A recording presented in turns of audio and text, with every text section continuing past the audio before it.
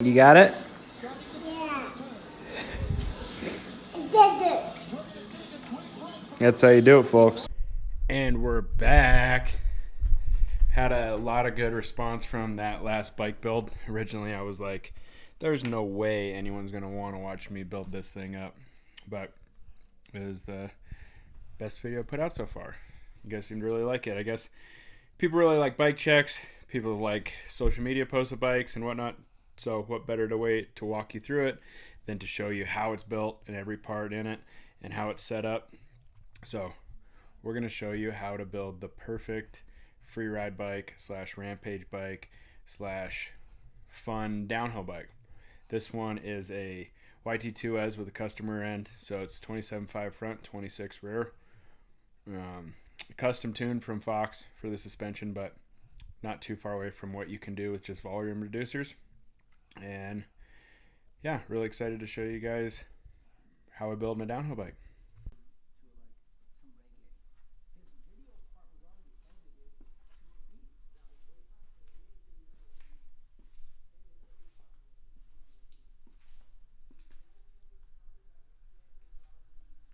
I've got another Sensus Proto this time around. Patriot, black on black. Previously did it like this, but everyone wants black on black. Forgot to order a new carbon seat post from SDG, so reusing an old one. It's the only used part that'll go on this bike. You know, use a carbon blade, use some tape. I-beams are about as light as any road seat you're ever gonna find, and they're extremely strong too. And there's just one little bolt, 1.5 mil. In my last bike build video, I had a lot of people inquire about my bike stand. People are like, is that custom? I'm like, nope, but it's 20 years old. Still have this on here just so you can rotate it if you need to. The handle broke off probably 10 years ago. I've had nicer stands, but I like using this one. It's sick. Not positive I'm going to end up using the bronze from Deity, but this is the perfect bike to try it on because it's pretty neutral frame color. Kind of matched the Kashima and not really clash with the blue, so this is probably what we're going with. Okay, swap out all steel bolts for any tie bolt that we can. These ones are obviously the easiest fixes. It saves a tiny bit of weight. It all adds up, but it's just cool.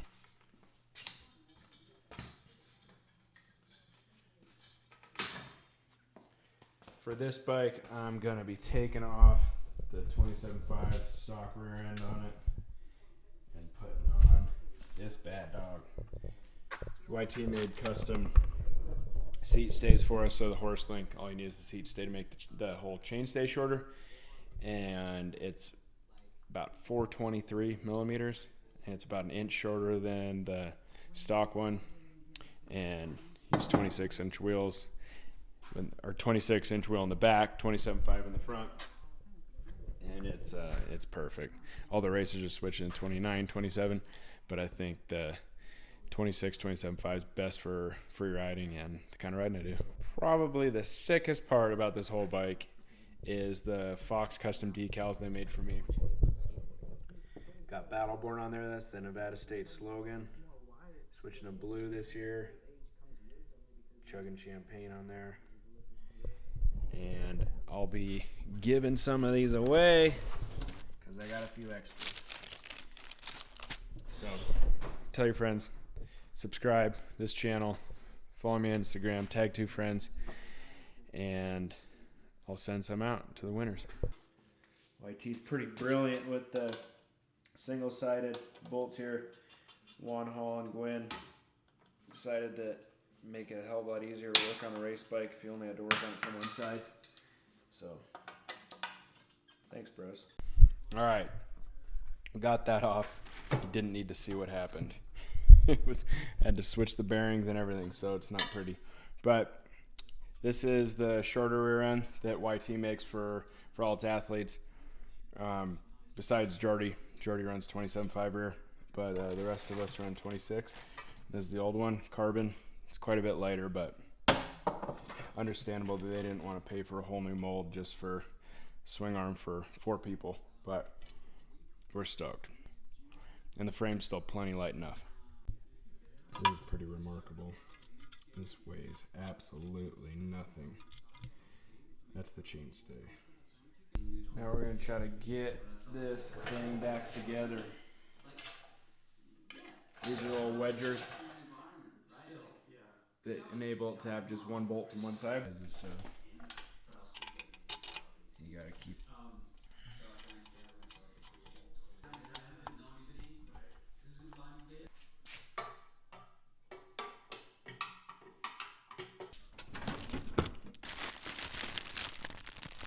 Fresh bushings.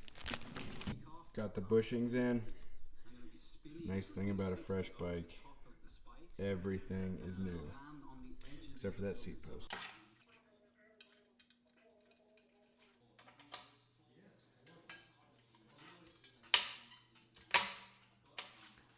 Alright, it's a new day.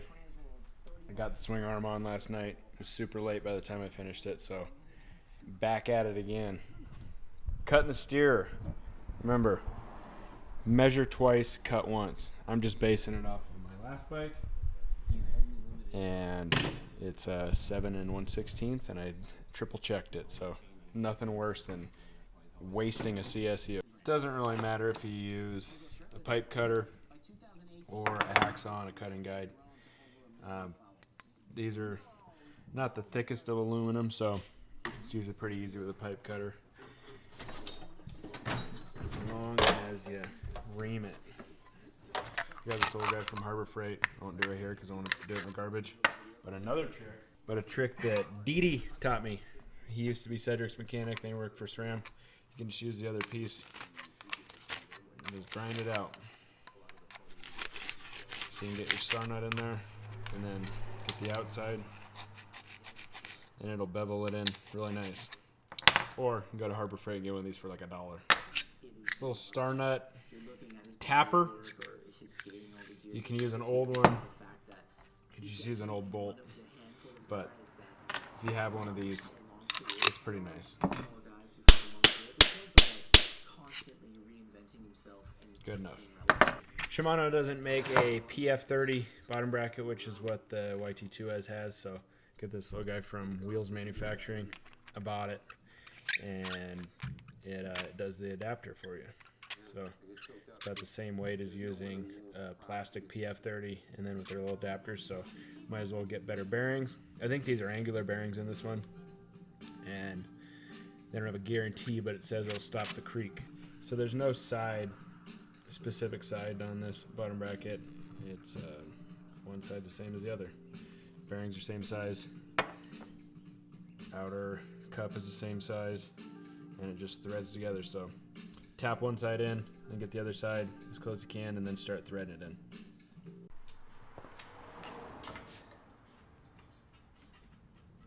Once again, trust your rubber mallet.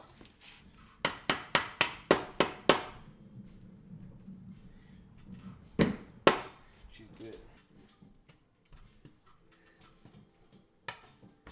It gets there.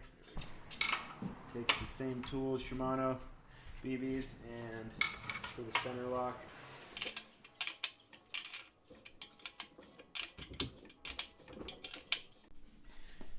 Who needs a threaded bottom bracket shell in your frame when you got a bottom bracket that threads to itself?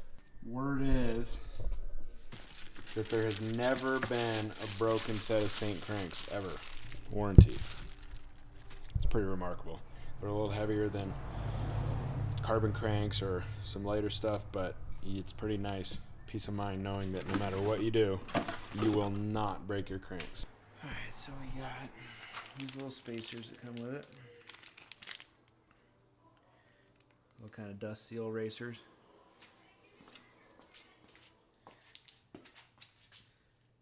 Put them in with no spacers, see how it lines up.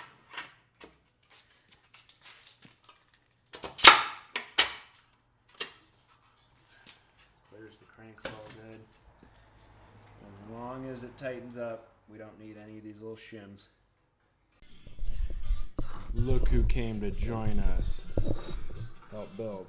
You want to say anything? No? Okay. But you love YouTube more than anything in the world. So I just took apart the bottom piece off of the Shimano chain guide. I don't really need it.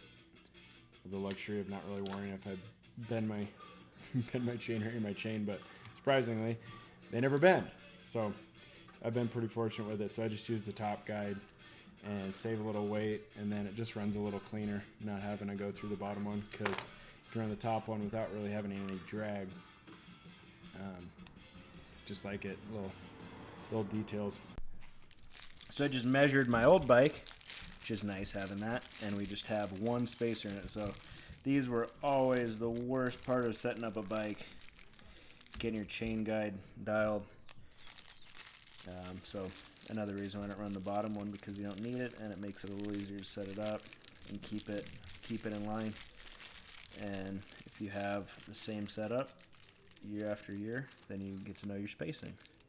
This is another perfect spot for a couple tie bolts. Again, it's not much weight, but it all adds up. But overall, it's just cool. And we'll just leave it slightly loose until we get our sprocket on.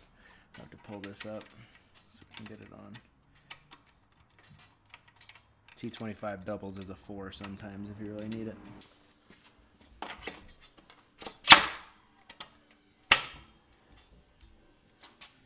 Oh, she's dialed. Alright, we're back. Riding day. I've got pretty much everything put on. Now I just got to put my angle set on, put the fork on. Might not even cut the brake lines today because I'm going to meet some dudes at the trail. Might just run them for now, but who knows. Maybe we'll cut them. And then just basic setup. Then we'll go riding. I'll probably even take you guys along for the kind of initial suspension setup, because it's supposed to be the same shock, supposed to be the same settings, but you never know. And might be feeling something different this year. Here's our angle set. A little bit different. I got -1 or +1, just depending on which way you put it, and a -0.5 for the top. But it's worked on this steed for the whole year, so obviously it can't be bad. Alright, so since we want negative at the top, we'll put it at the front, and then we'll do our best. Line it up with the center of the logo, and then triple check it, because you obviously don't want a tilted front end and a sideways off center headset. Then the bottom goes in the other way. So put that in the back, make it a little steeper, line it all up when we get. It's always nice to cut your steer tube and put your star nut in before you put your race on, because then any of those metal shavings don't get into your race and then make your headset completely screwed. And you want to use a race setter for sure. Make sure it's perfectly tight, even if these are a little bit off, ruins everything. And even if it were a little bent or anything, then you can smash it all down and get it all flat again.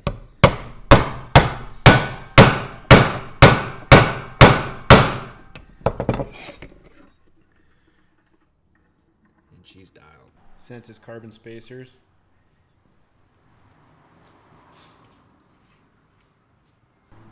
Another Sensus spacer, and a Sensus ride or die stem cap.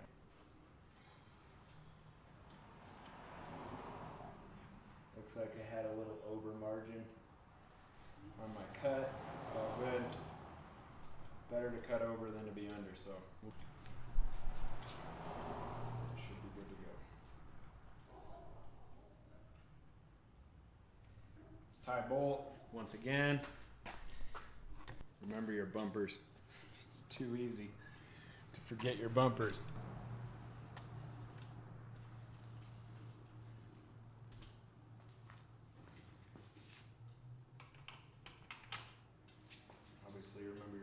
too, but we don't have cables in yet, so.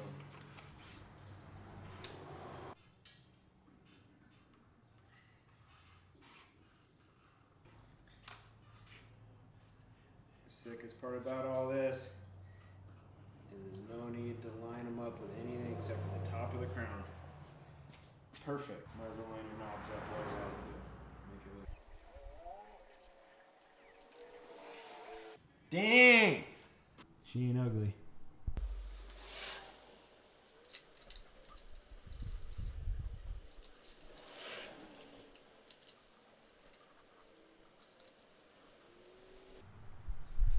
Alright, we'll leave those loose until we get the bars on because there is a little bit of a play in here and you can line it up perfect.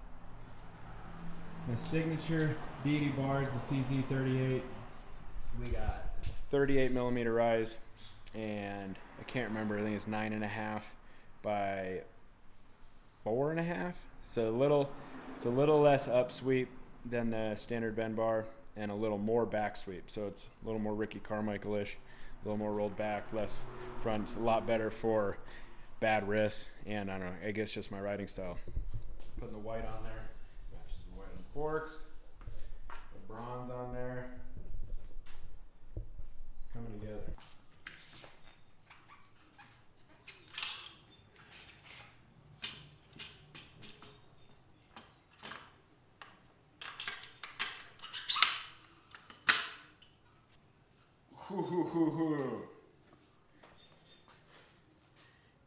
Dion! Turns out I don't have the right mount to put the new shifter onto the XTRs, so just pulled the old shifter off my old bike for today. Might as well go for it. If you keep these upright, sometimes get away without bleeding it, but we'll probably still bleed it anyway because I'm pretty particular about my brakes and like to get them super close, no real play. We need to snip it just to get this off so we can even run it through the frame, and then we'll snip it again at the proper length. Don't forget to pull hardware out. YT has these frame lockers for your cable, and it keeps it super clean and rattle free. And there are tubes inside of the tubes.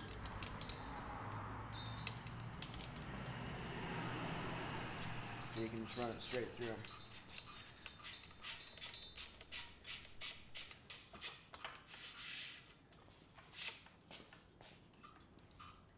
And then when you're done, you can tighten that up once we get it all settled in. Straighten this cable a little bit.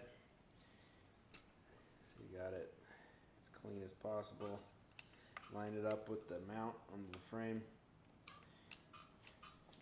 Look how much better that looks. When you're cutting your cables, you definitely want something that's meant for cutting cables. So it's a clean cut. Keep it upright. So it just lets bubbles out, doesn't let any fluid out. And then another little push, make sure it's fully seated.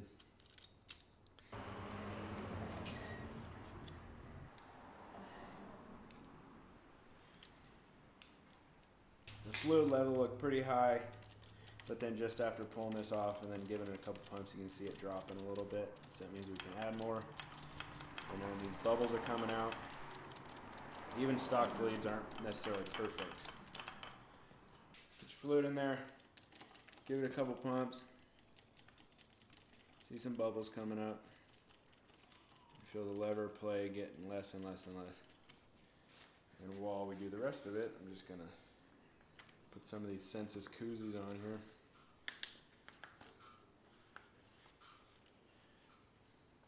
And let it sit.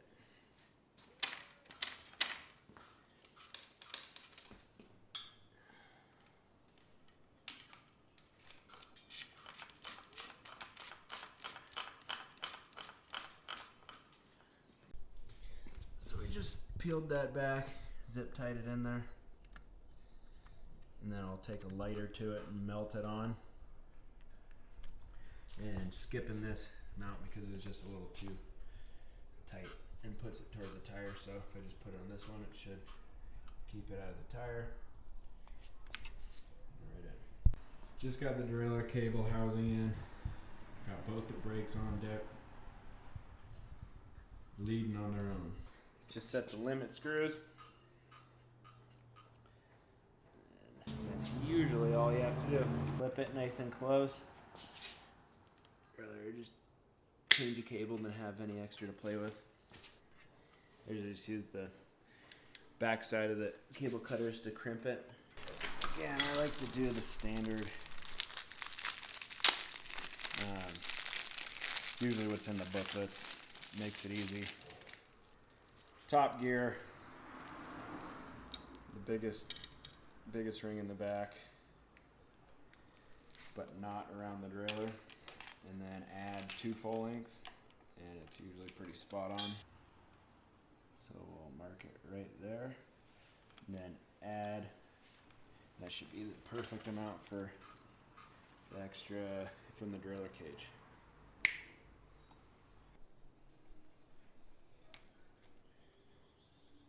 There we go, give it a little back and forth to make sure you don't have a hard link. Pull that piece up.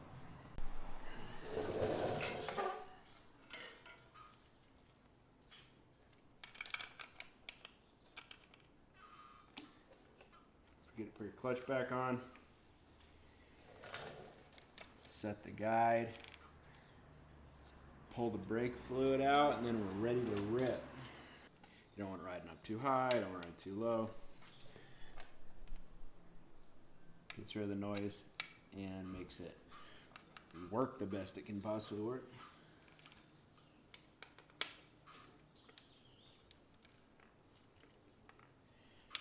We're at 34 on this bike, so this guide is all the way down. So, after they've done their own little self-bleed, we can give it a couple more pumps, see if anything comes out. And the cool Shimano bleeders, stick the little seal in there, and thread it, mess free.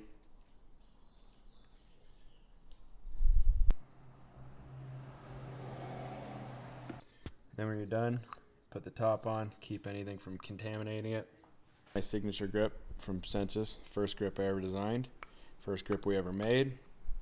And yeah, after a little bit, you can see these have been ridden most of last year, and they're still got plenty of life in them. And after they get worn in, they feel so good. So just putting them right back on.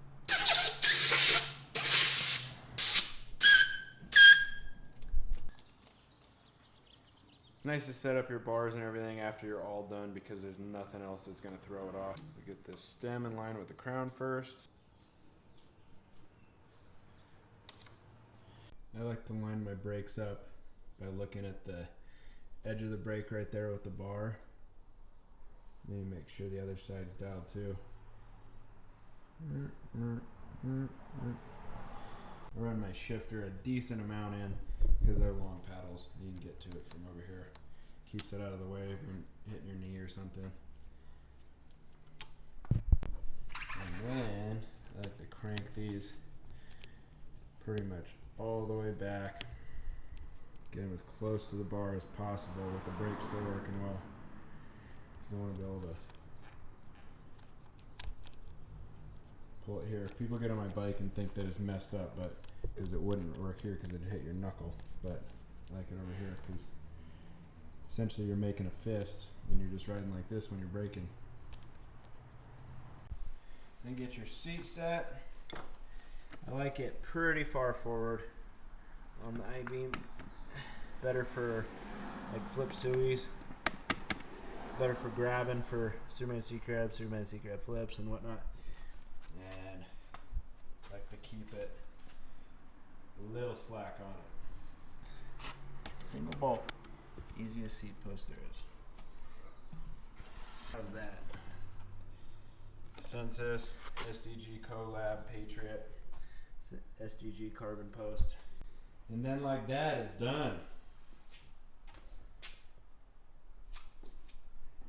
Might be the best looking bike I've ever owned. Let's go rip. All right, so we're out here at the trailhead, waiting for the boys to show up. And I'm gonna check the pressure. 35 to start with. Then for the front, usually run about 28 or so.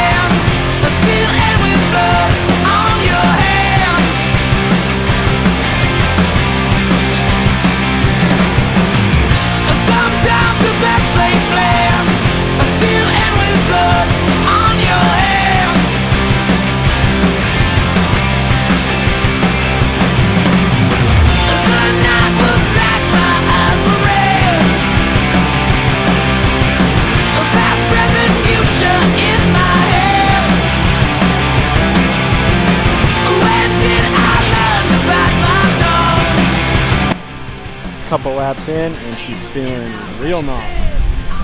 Tuned up suspension just a little bit, a couple clicks here and there. I can tell you my setting is kind of irrelevant because the shock has such a different tune. And the fork is their base Rampage tune, which isn't too far off the stock, but this thing is so dialed.